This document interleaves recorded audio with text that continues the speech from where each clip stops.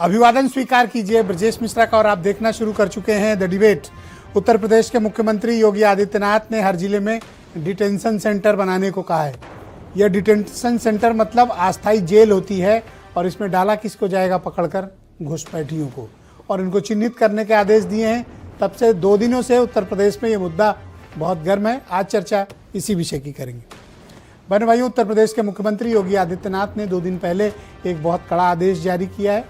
कल formal order भी उसके जारी हो गए हैं।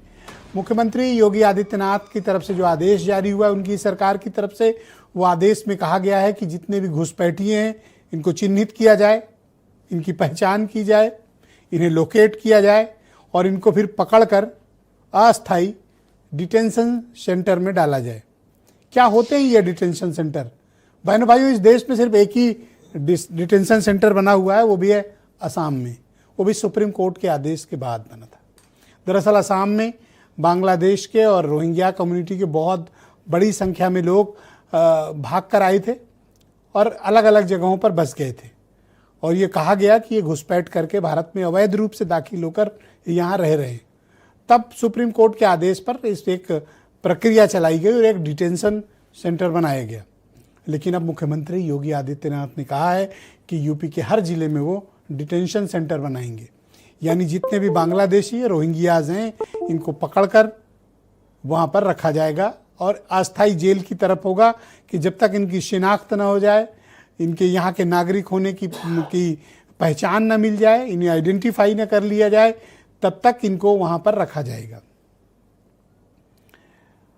ये सब चल ही रहा था कि इस बीच इन दिनों अखबारों में एक खबर बहुत तेज़ी से छपी कि उत्तर प्रदेश की राजधानी लखनऊ में सफाई कर्मचारियों की कमी पड़ गई है। जो लोग टेम्परेरी रूप से काम कर रहे थे वो अचानक से गायब हो गए हैं।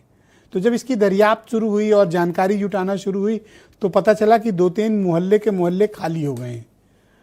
तो पत्रकार लोग वहाँ गए और उन्होंने पूछा कि इस मोहल्ले में जो लोग रह रहे थे वो कहाँ गए? तो बोले ये लोग पहले सफाई कर्मचारी थे, काम कर रहे थे, लेकिन असम में अब इन दिनों SIR चल रहा है तो ये असम से आए थे तो वापिस चले गए। उसी के बाद से सरकार एक्टिवेट हुई और उन्हें लगा कि कुछ दाल में काला है, कुछ गड़बड़ है। तो इन घुसपैठियों को चिन्हित करने के लिए इस तरह की एक प्रक्रिया शुरू की गई। लेकिन डिटेंशन सेंटर बनाने की जो प्रक्रिया है ये पेचीदा है। अंतर्राष्ट्रीय कानूनों को और भारत सरकार के भी कानूनों का, नियमों का इसमें बहुत से पालना करना पड़ेगा। लेकिन इसको टेम्परेरी नाम दिया गया डिटेंशन सेंटर का।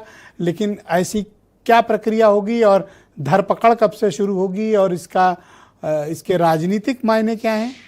हालांकि अभी चुनाव बहुत दूर है तो इसे ये भी नहीं कहा जा सकता कि ये चुनावी वजह से शुरू हुई है, लेकिन इसको SIR की प्रक्रिया से जोड़कर देखा जा रहा है, क्योंकि यूपी में 4 दिसंबर तक SIR होना है। अगर लोग भाग जाएंगे, वोट उनमें नाम नहीं होगा तो फिर वोट आगे डाल नहीं पाएंगे। चुनाव भले दूर है लेकिन उसकी कवायद तो लग रहा है अभी से शुरू हो गई है।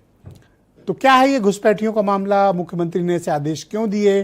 बिहार की SIR की जो सफलता बीजेपी को मिली है उसके बाद अब उनको लगता है कि देश के हर कोने में ये SIR हो जाए और इस तरह के अगर डिटेंशन सेंटर बन जाए तो बात ही क्या है।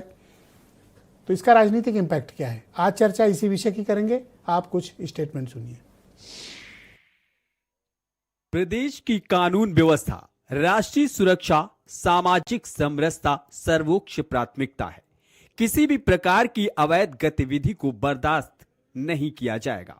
सभी जिलाधिकारी अपने क्षेत्र में रहने वाले अवैध घुसपैठियों की पहचान सुनिश्चित कर उनके खिलाफ नियम के मुताबिक एक्शन शुरू करें।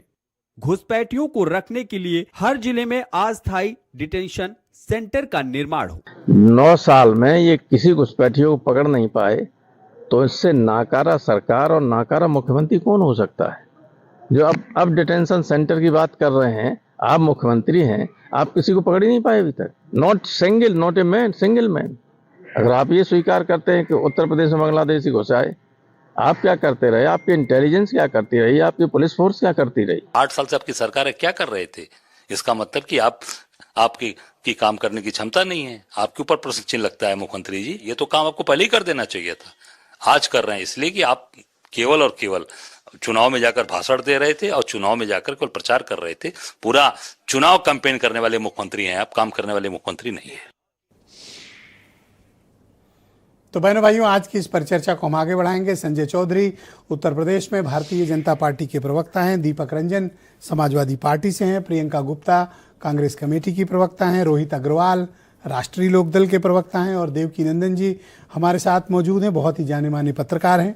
हाजी हसन मेरे साथ मौजूद हैं, जाने माने स्कॉलर। बहुत शुक्रिया आप सभी का इस कार्यक्रम में मेरे साथ सम्मिलित होने के लिए। तो संजय चौधरी जी, कार्यक्रम की